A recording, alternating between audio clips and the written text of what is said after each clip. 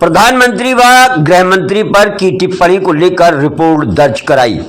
कन्नौज के मौलाना ने प्रधानमंत्री व गृह मंत्री पर की अभद्र टिप्पणी में कहा कि इनको 10 वर्ष हो गए, कोई इनके वालिद का नाम नहीं जानता है। जनता को सिर्फ इतना पता है कि ये गुजरात से आए हैं। पिछले 10 वर्षों से हमारे मुल्क में इनकी हुकूमत चल रही है। इससे सिर्फ हम ही नहीं बल्कि हिंदुस्तान का हर एक तबका परेशान है। इस टिप्पणी पर फर्रुखाबाद के मंडल अध्यक्ष विकास पांडे ने गुमना कोतवाली में तहरीर देकर मामला दर्ज कराया है। जो विवादित बयान दिया है वह वीडियो सपा नेता इरफानुल हक कादरी प्रदेश उपाध्यक्ष का है। अध्यक्ष जी, प्रधानमंत्री नरेंद्र मोदी को लेकर जो एक विवादित बयान दिया गया है उस पर क्या मामला है?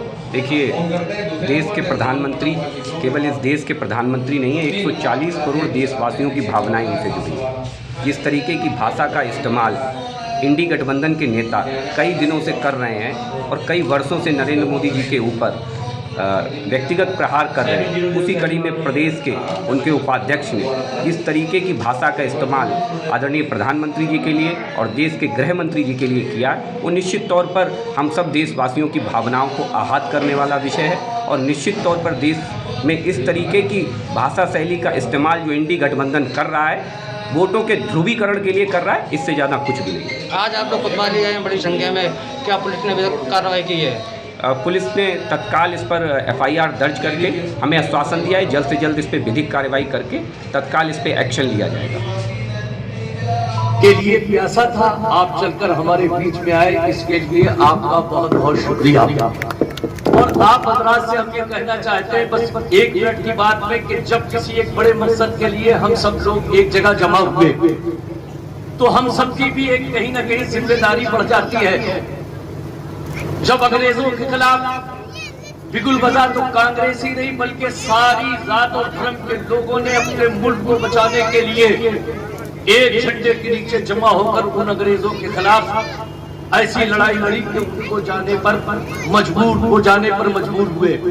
अब जो 10 साल से हमारे मुल्क में हुकूमत चल रही है, सरकार चल रही है, इसकी जो नीतियां हैं, इसके जो उसूल और सिद्धांत हैं वो किसी से ढके छुपे नहीं है। सिर्फ इसकी गलत नीतियों की वजह से हम ही मुतासिर नहीं है। हिंदुस्तान में समाज का कोई भी तबका ऐसा नहीं है कि जिसको भारतीय जनता पार्टी की गलत नीतियों ने मुतासिर न किया हो। इस भारतीय जनता पार्टी को इक़्तिदार से हटाना सिर्फ हमारा ही नहीं बल्कि इज्तिमाई तौर पर हिंदू मुस्लिम सिख ईसाई जिस तरह से बरसों पहले अंग्रेजों को भगाने के लिए सारे लोगों ने मिलकर लड़ाई लड़ी थी, 2024 में भी हम सब सेकुलर फोर्सों को एक जगह जमा होकर 24 की लड़ाई लड़नी होगी और इन फिरका परस्त ताकतों को दिल्ली से हमेशा के लिए बेदखल करना होगा। मैं समझता हूँ, आप बताओ, नाम उनका ही जिंदा रहता है जो इशारों कुर्बानी से काम लेते हैं। आज नेहरू गांधी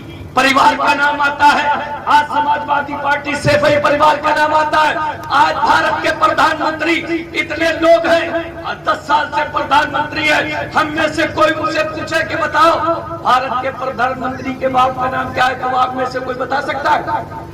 अरे बोलो भाई, बता सकता है? 10 साल से हमारा प्रधानमंत्री है लेकिन उनके बाप को नहीं जानता, उनके खानदान को नहीं जानता, बस सिर्फ इतना जानता है कि ये गुजरात से आए हुए लोग हैं। अमित शाह के वालिद के बारे में पूछ लो, खानदान के बारे में पूछ लो तो कोई नहीं जानता।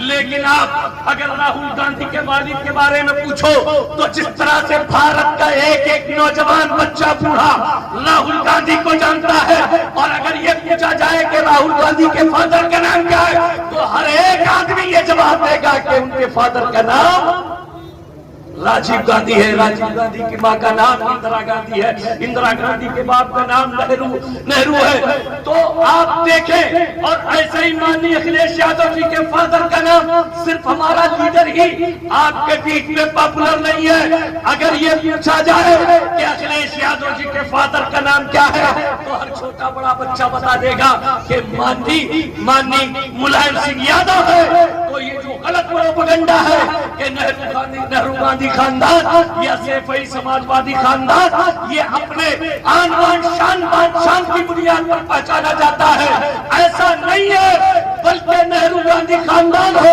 या समाजवादी सैफई खानदान हो, ये अपने आन बान की की बुनियाद पर नहीं बल्कि दान और बल